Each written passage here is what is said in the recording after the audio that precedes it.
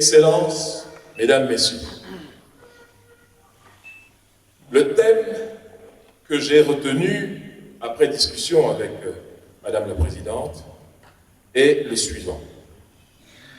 Le rôle de la jeunesse camerounaise et africaine dans la consolidation de la paix et nous allons en période Covid-19.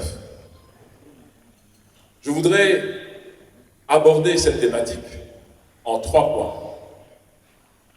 Premièrement, la notion de la paix ou la notion de paix mérite qu'on s'y attarde un tout petit peu. Nous allons voir que c'est une notion polysémique, c'est-à-dire qu'il y a plusieurs interprétations, plusieurs compréhensions. Ensuite, en deuxième lieu, nous allons aborder la notion de la culture africaine de la paix. De quoi s'agit-il?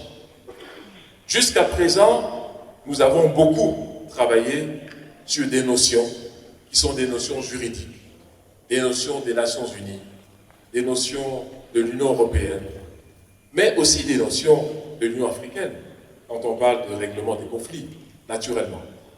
Mais quelle est l'essence même de la notion de paix telle que nous la concevons dans notre culture? Si nous nous appesantissons là-dessus, nous allons découvrir beaucoup de réalités qui font en sorte que, quand cette notion est bien comprise, bien intériorisée, eh bien, les chances pour que la paix perdure sont plus grandes. En troisième et dernier lieu, nous allons nous appesantir sur l'action que la jeunesse, d'une manière générale, du Cameroun et de l'Afrique, pourrait entreprendre dans le sens de consolider la paix et dans le contexte particulier qui est le nôtre, celui de la Covid-19. Voilà, mesdames et messieurs, la feuille de route que je vous propose pour ce matin.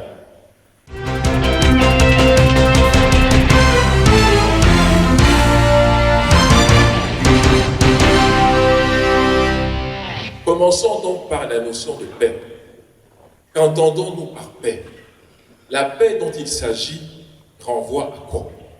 C'est une notion polysémique, c'est-à-dire elle dépend et de la personne qui la prononce, qui l'analyse, et du contexte dans lequel elle est analysée. Quand vous êtes religieux, je pense que nous avons commencé tout à l'heure par Salam Aleikum. Salam Aleikum, bien sûr, c'est une salutation qui vous souhaite la paix. Le véritable salut chrétien, c'est que la paix soit avec vous. Quand quelqu'un vous dit cela, c'est le maximum qu'on puisse faire et c'est la définition, c'est l'identité même chrétienne. L'autre religion, la troisième, qui est monothéiste, c'est la religion judaïque. Et là aussi, on dit shalom. Shalom, c'est salam. Salam, c'est la paix. Donc, nous voyons bien que la paix est au cœur des 3 religions monothéistes que l'humanité connaît et pratique surtout. Si tel est le cas, comment se fait-il que la paix est peut-être la denrée la plus difficile à trouver et à concrétiser? Tant il est vrai que ces religions sont focalisées sur sa recherche, en principe. Il y a donc un questionnement qui est important à ce niveau. Si toutes les religions parlent de paix, ça veut donc dire que dans le livre de ces religions, c'est la paix qui est au centre. Ça veut également dire que c'est l'interprétation humaine de comment cette paix doit être menée, doit être trouvée, doit être conservée. C'est cette interprétation qui fait problème.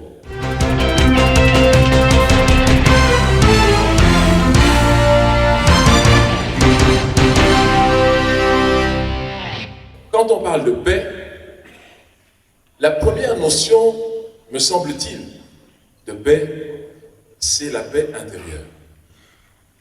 Il est illusoire de penser que des êtres humains qui n'ont pas la paix à l'intérieur d'eux-mêmes ou d'elles-mêmes pourront partager ce qu'ils n'ont pas, pourront échanger ce qu'ils ne possèdent pas. Il est donc crucial d'avoir une paix intérieure et de se construire une paix intérieure. Mais comment y arrive-t-on? Et surtout au XXIe siècle, où des valeurs contradictoires à la paix sont légion.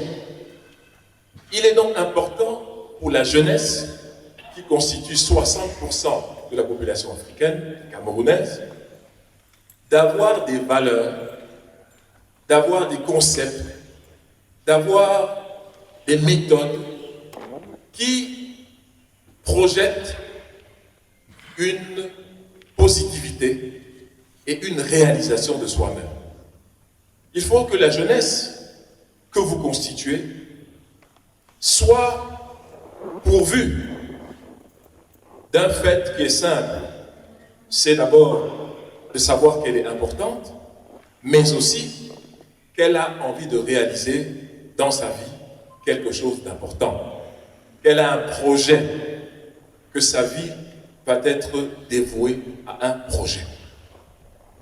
Celle et celui qui ne sait pas ce qu'il veut faire de sa propre vie ne peut pas parler de projet.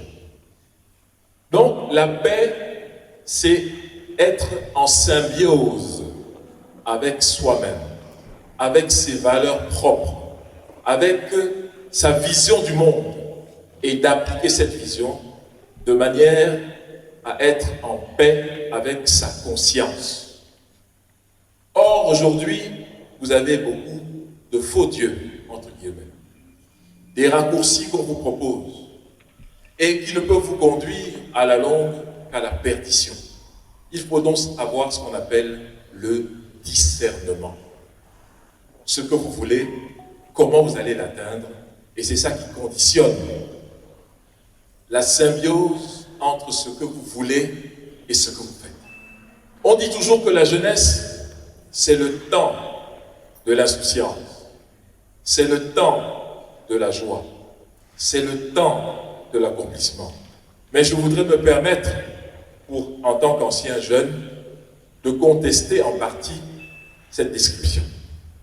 Je crois que cela n'est pas faux, mais l'autre réalité, c'est que la jeunesse, c'est le temps du tourment, c'est le temps du questionnement, c'est le temps de la transformation, voire même de la métamorphose. En moins de 10 ans, vous passez à 3 stades différents. Vous sortez de l'enfance, vous entrez dans l'adolescence et vous allez transmuter vous allez être un jeune homme ou une jeune femme.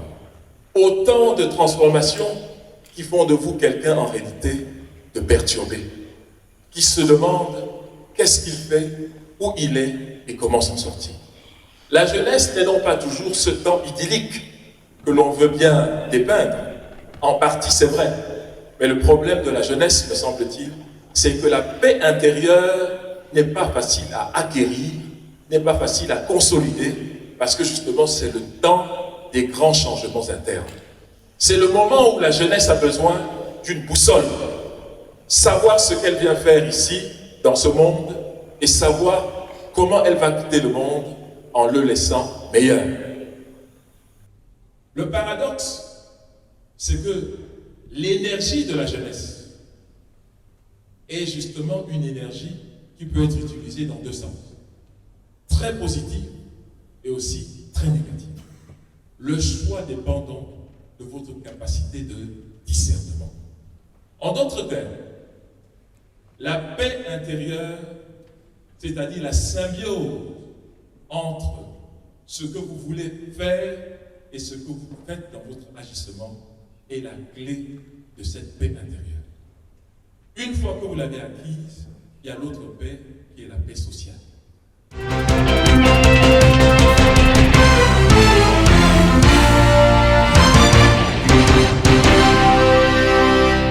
La paix sociale dont il s'agit, c'est celle qu'a théorisée Johan Galtung. Je suis sûr que beaucoup d'entre vous savent qui c'est.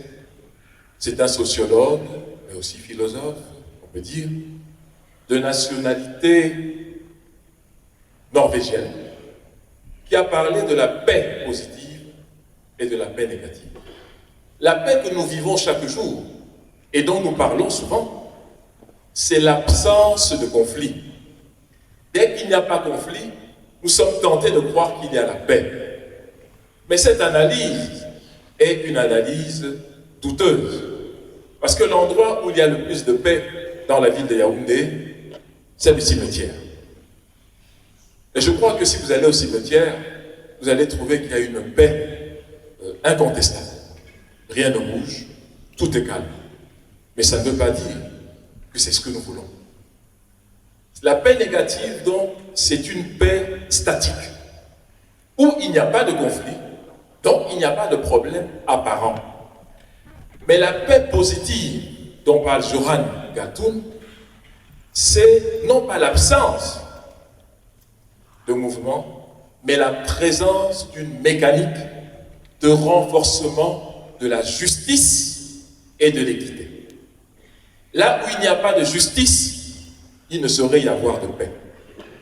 Là où il n'y a pas d'équité, c'est-à-dire un traitement similaire devant la loi pour tous les citoyens, eh bien là aussi, il ne saurait y avoir de justice, parce qu'il y aura frustration, il y aura conflit, et il y aura dégénérescence vers un déséquilibre sociétal. Il est donc important de travailler pour la paix positive. Et la jeunesse d'aujourd'hui est interpellée dans ce sens.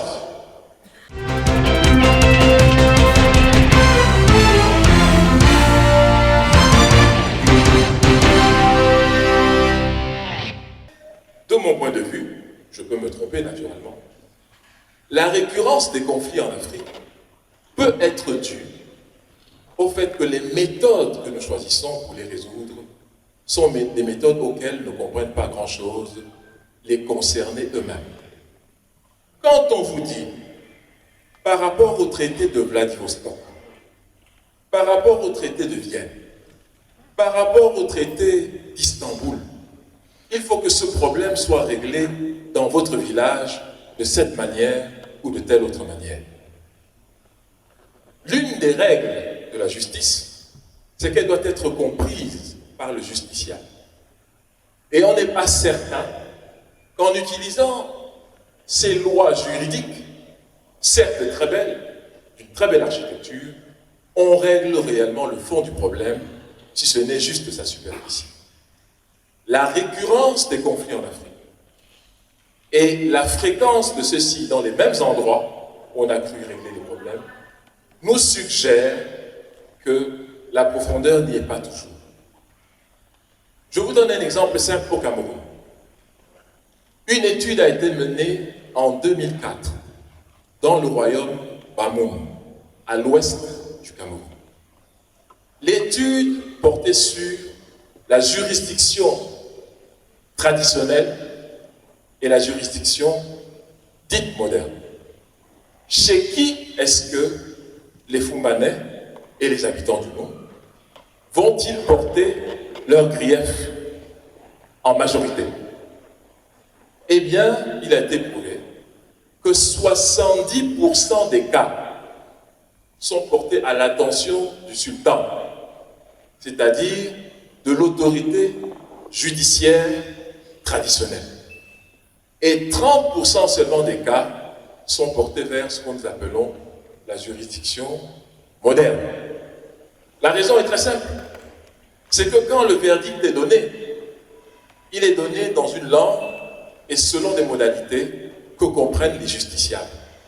Mais dans l'autre cas, le verdict est donné très souvent avec des termes latins, avec des tournures réellement abscontes, c'est-à-dire difficilement compréhensibles, et il n'est pas étonnant que le problème n'ait pas vraiment été résolu. Partant de cet exemple au Cameroun, on peut dire la même chose de ce qui s'est passé en Afrique du Sud. À la fin de l'apartheid, on a eu recours à une juridiction africaine parce qu'il y avait plus de 300 000 cas à traiter. Et si on prenait la juridiction occidentale, avec les procureurs, avec les présidents de tribunal, avec les avocats, ça allait prendre 150 ans pour régler ces problèmes. 150 ans. On a donc eu recours à l'approche des gacaca. Les gacaca, c'est la justice sur l'herbe. Gacaca, c'est en langue locale la dénomination de l'herbe. Et c'est comme ça donc qu'on a repris en fait la justice traditionnelle. Et le cœur de la justice traditionnelle africaine, c'est quoi? C'est vraiment ce qu'on appelle l'Ubuntu. L'Ubuntu, c'est une définition très intéressante qui dit Umuntu, Ngumuntu, Ngabantu. En Kosa, ça veut dire je suis ce que je suis parce que vous êtes ce que vous êtes. En d'autres termes, je suis ce que je suis grâce à qui nous sommes tous. Dont la référence en droit africain est due à la communauté. L'élément central de la justice, qui est un élément déclencheur de la paix, c'est la communauté. Tant que la communauté est en paix, les éléments qui composent la communauté sont aussi en paix. L'approche occidentale est autre. La paix est ni plus ni moins en Occident que l'amalgame, c'est-à-dire l'addition des paix individuelles. C'est l'ensemble de ces paix individuelles qui font la paix de la communauté pour le droit occidental, ce qui n'est pas le cas pour nous. On parle tous de la paix, mais cette paix n'est pas dérivée de la même manière que vous soyez en Occident, une société éminemment individualiste, où c'est chacun pour soi et peut-être Dieu pour tous, alors que la communauté africaine privilégie l'entité communautaire comme étant l'entité de base et de satisfaction de la paix. Mesdames, mesdemoiselles, messieurs, ne croyez pas que ces rappels sont une perte de temps. À mon avis, ils sont au cœur de notre problème. Et nous devons comprendre pourquoi la paix semble illusoire en Afrique, très souvent. Parce que nous n'avons pas pris la peine d'analyser en profondeur ces questions. Ce n'est pas pour dire que le droit dit positif, je dis bien dit positif, est un mauvais droit. Ce n'est pas pour dire que Immanuel Kant, dans son projet de paix perpétuelle, écrit en Allemagne à la fin du XIXe siècle, que cela ne vaut rien. Pas du tout. Mais pour la société occidentale et allemande, ça a une grande valeur là-bas. Le problème que nous avons, c'est d'universaliser des concepts qui en réalité n'ont pas cours chez nous et ne correspondent pas à notre esprit, à nos besoins et à nos aspirations. Si nous comprenons cela, alors nous avons beaucoup avancé dans la recherche de la vraie paix à partir de nos repères qui sont fondamentaux et qui ont quand même 400 000 ans. 400 000 ans et non pas 40 années. Je vous invite, mesdames et messieurs, à lire un livre extrêmement important, écrit par Godefroy Bidima. Godefroy Bidima, dont le titre est « La palabre, une juridiction de la parole ». La palabre, une juridiction de la parole. Sorti à Paris aux éditions Miquelon en 1997. Si vous avez vos laptops, vous allez pouvoir retrouver cet ouvrage. Je vous conseille de lire cet ouvrage. Nous n'avons pas le temps de revenir en détail dans son contenu, mais vous allez comprendre que dans la résolution des conflits en Afrique, il y a une approche circulaire. Ceux qui sont présents et ceux qui sont absents. Et c'est ça qui donne la force de la chose traitée chez nous. C'est qu'une fois qu'on a convoqué les ancêtres, personne ne s'amuse plus. Nous ne disons pas que tout peut être traité de cette manière. Non, il y a des conflits interterritoriaux et tout cela qui bien sûr, ne peuvent pas être traités nécessairement de cette manière, mais l'essence même de la quête de la paix, de la réconciliation en Afrique, est une essence essentiellement communautaire et transgénérationnelle. C'est donc important de comprendre cela, mesdames et messieurs.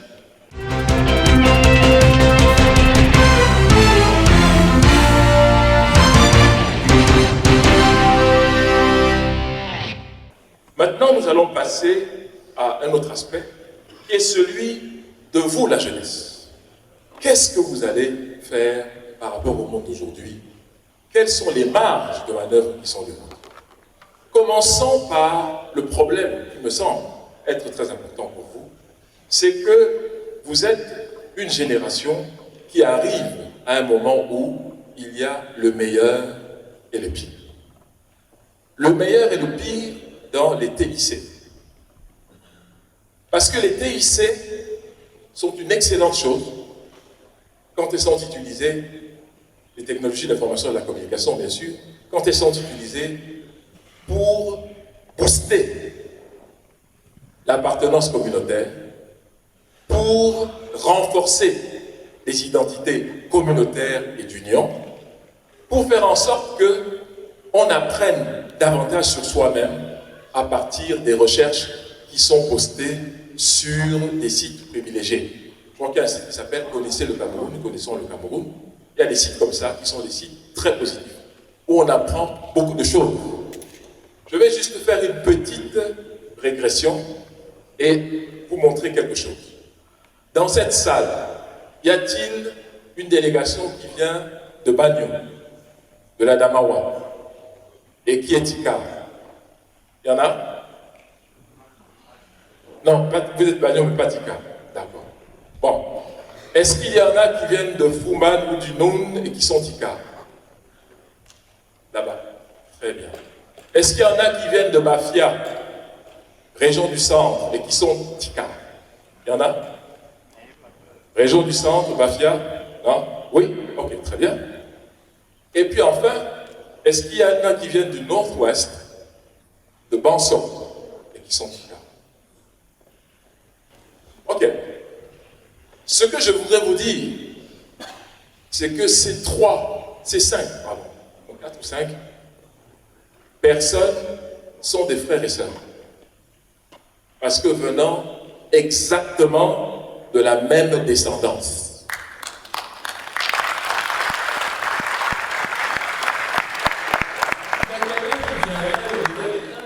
Alors, maintenant, on doit utiliser les TIC dans ce sens. Faire des recherches pour consolider ce qui nous rapproche, ce qui nous lie. Or, ceux qui font le commerce honteux de la haine font exactement le contraire. Mais sachez, mesdames et messieurs, que la colonisation et l'esclavage n'ont pu être possibles en utilisant justement l'exacerbation des différences. Il faut donc que les TIC soient utilisés par des ambassadeurs de la paix. Que vous vous transformiez dans le Conseil national de la jeunesse, chacune et chacun, en ce qui le concerne, en ambassadeur de la paix et de la fraternité. C'est possible, c'est faisable à partir d'aujourd'hui, ici et maintenant. Personne ne viendra sauver l'Afrique, personne ne viendra sauver le Cameroun en dehors de nous-mêmes. Ça veut donc dire aussi que le système éducatif qui est le nôtre devrait être certainement changé et reconfiguré. Où sont les cours sur la paix, sur les comportements de paix? Où sont-ils? La paix, comme la guerre, comme le conflit, ont un prix. Le choix est le vôtre. Ce qu'on appelle les nouvelles conflictualités internationales font surtout des dégâts au milieu des jeunes, des femmes et des enfants. Il y a 20 ans, les armées avaient 80% des dégâts en termes de victimes et les civils autour de 20% 25%. Maintenant, cette proportion est renversée. C'est-à-dire que le plus gros des dégâts, c'est dans la population civile. Et dans cette population civile, c'est les femmes et les enfants qui payent le plus lourd tribut. Il faut donc savoir que cette nouvelle conflictualité est au détriment de la jeunesse d'abord. Mais pourquoi la jeunesse? Parce que la jeunesse se présente comme étant vulnérable. C'est une proie facile à endoctriner, facile à acheter et facile à instrumentaliser. L'État n'est plus en mesure, comme nous le savons tous, de fournir un emploi pour tout le monde. C'est une illusion que de le croire. Mais l'auto-emploi, là où il y a un besoin et une demande, il y aura nécessairement un marché qui va fleurir. Donc maintenant, vous devez utiliser les TIC pour chercher ce dont vous avez besoin au Cameroun et en Afrique. Celles et ceux qui vous disent que votre futur est hors du Cameroun et hors d'Afrique, à mon sens, se trompent lourdement.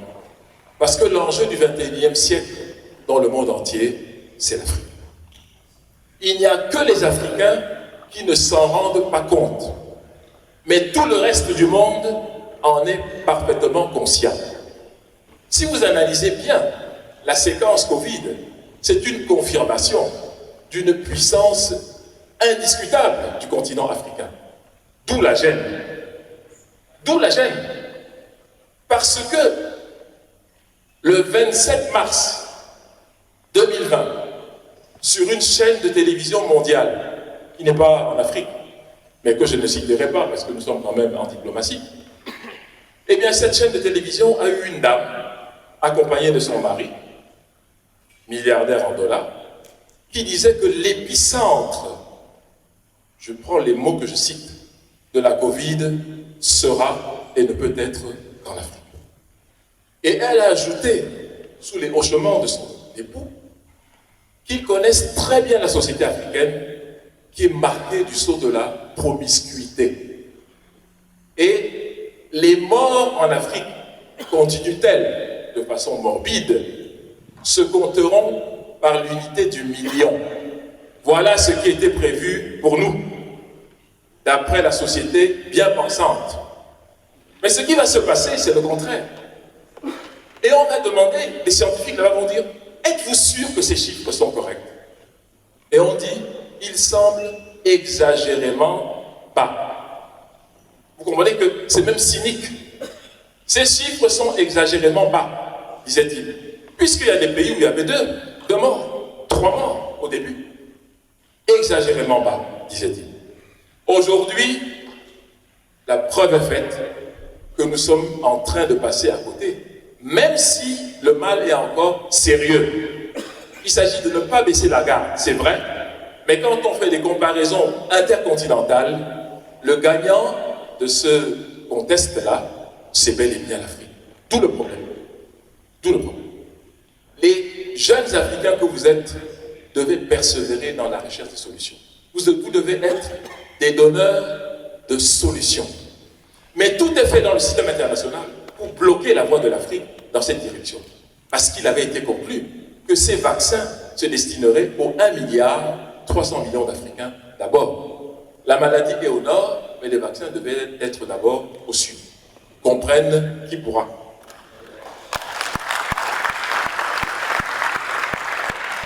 La dernière controverse de la Covid, j'espère que vous le savez, l'Afrique du Sud est ciblée parce que l'Afrique du Sud est le pays le plus industrialisé du continent. L'Afrique du Sud a un quart de toute la puissance industrielle de toute l'Afrique. La moitié des routes goudronnées sur notre continent se trouvent dans un pays, l'Afrique du Sud. Et le problème de l'Afrique du Sud, paradoxalement, c'est que la technologie médicale du séquençage y est plus avancée qu'en Occident. La Covid-19 n'est pas endogène à l'Afrique, ne saurait donc porter un nom africain, puisqu'elle ne vient pas de chez nous. Voilà la réalité. Mais il faut à tout prix coller à l'Afrique maladie, quelle qu'elle soit, pour que nous rentrons dans la norme. Voilà le problème. Mais l'Afrique du Sud n'est pas, au plan technologique et médical, n'en est pas à son premier essai. La première transplantation cardiaque au monde, et je parle devant Madame le professeur de médecine ici présent, qui me démentira si ce n'est pas vrai, a été effectuée en Afrique du Sud en 1967 par le professeur Christian Barnard. 1967. C'est-à-dire qu'avant tous les autres. Qu'on ne vienne donc pas nous dire que les Africains ne connaissent pas la technologie médicale. Non. Mesdames et messieurs les jeunes, n'ayez aucun complexe. Nous sommes le monde du XXIe siècle. Et tout l'enjeu du XXIe siècle, ce sera vous. Encore faut-il être conscient. Pour cela, je vais terminer en vous demandant de connaître votre pays,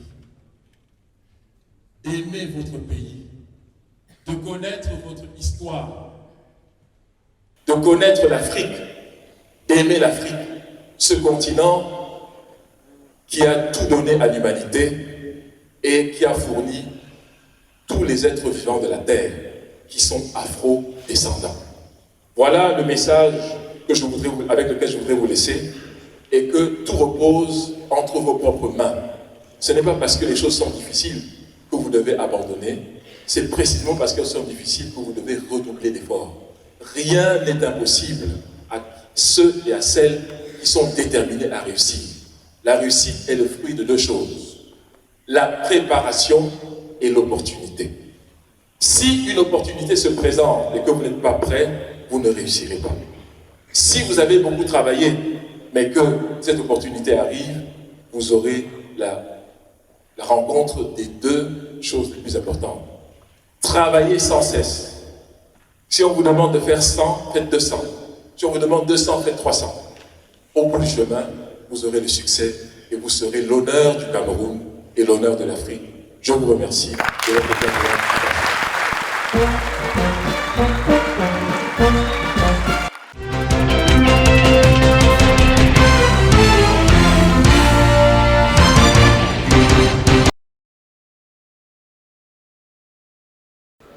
À rehausser l'orgueil de la jeunesse africaine et camerounaise en particulier, en la rassurant de ce que l'avenir se trouve en Afrique et pourquoi pas au Cameroun. Parce qu'à travers le monde, il a pris des exemples tels qu'en Afrique du Sud où, quoi que l'on dise, l'Afrique du Sud a quand même abrité la première transplantation cardiaque. C'est déjà une preuve de ce que l'Afrique a toujours joué un grand rôle. Même si, face à ce que l'on peut croire, on a toujours prêté l'Afrique de continent en retard, de continent qui n'a pas de valeur à développer ou bien à se moderniser. Mais il nous a fait comprendre aujourd'hui que l'Afrique est riche, mais c'est nous, par moments, qui sommes peu cultiver des richesses et même des différentes prestations qu'ont eu à mener de valeureux compatriotes. Un discours pour moi qui était riche parce qu'il nous éveille, il égaye même nos sens et nous permet de comprendre que l'Afrique a un rôle important, sinon majeur, à jouer dans l'évolution du monde à venir. Je pense que c'est ce que je retiens. Mais parlant aussi du Conseil national de la jeunesse, oui, qui fête son 12e anniversaire, c'est l'occasion pour moi de dire que c'était un moment de partage. Et on espère que tout ce qui s'est dit et toutes les résolutions qui ont été prises mèneront davantage les jeunes africains et les jeunes camerounais en particulier vers un succès à venir. Et aujourd'hui, il nous a fait parler de cette paix. Nous savons aussi aujourd'hui que la situation sécuritaire de notre pays est fragile. Ces jours, nous avons les conflits communautaires au niveau de l'extrême nord. Nous avons la crise sécuritaire qui sévit dans les régions du nord-ouest et du sud-ouest. C'est ça qui a permis aujourd'hui que le professeur Ferrand-Pondy vienne encore dîner avec la jeunesse camerounaise sur la notion de paix. Aujourd'hui, il nous a fait comprendre que la paix ne peut être acquise aujourd'hui si on n'a pas un système judiciaire équitable. Nous devons chercher la justice, c'est la justice qui conduit vers la paix. Et aujourd'hui, le plus important, c'est qu'il nous a fait savoir que cette paix doit être d'abord interne. Les jeunes ainsi que nos parents doivent chercher la paix interne. Et c'est cette paix interne donc, qui va se transformer en la paix de la communauté. Alors, je crois que le keynote speech, c'est-à-dire la leçon inaugurale du professeur Jean-Emmanuel Pondy, était une manière pour nous d'attirer l'attention de la jeunesse camerounaise. Et à travers ses mots, à travers sa présentation et son speech, il a su démontrer à la jeunesse camerounaise qu'on forme un. Que le Cameroun, dans sa diversité, en fait, devrait contribuer à une paix positive et une paix durable.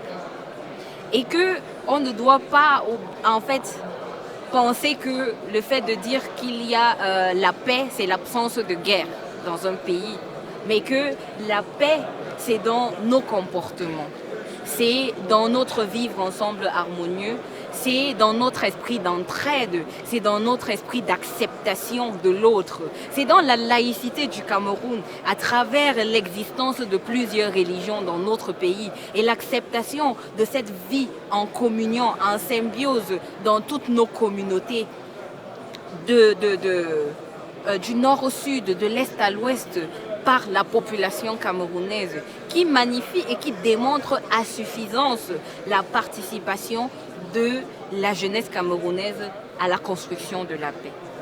La notion inaugurale qu'a présidé le professeur, ce brillant professeur Emmanuel Pondy, nous a instruit sur des notions sur lesquelles le Parlement panafricain travaille depuis la lueur des temps, les notions de paix, les notions de patriotisme et autres.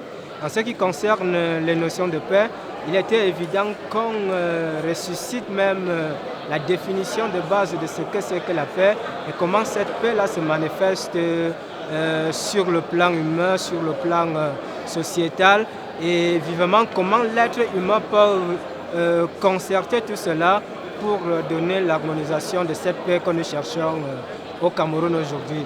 Donc pour ma part, le Conseil national de la jeunesse qui célèbre ses 12 ans aujourd'hui a su mobiliser, a su démontrer une fois de plus que la jeunesse camerounaise est là pour travailler pour la cohésion sociale, pour l'émergence du Cameroun et par ricochet pour l'émergence africaine de manière globale dont nous sommes en train de mobiliser autour des idéaux de l'Union africaine.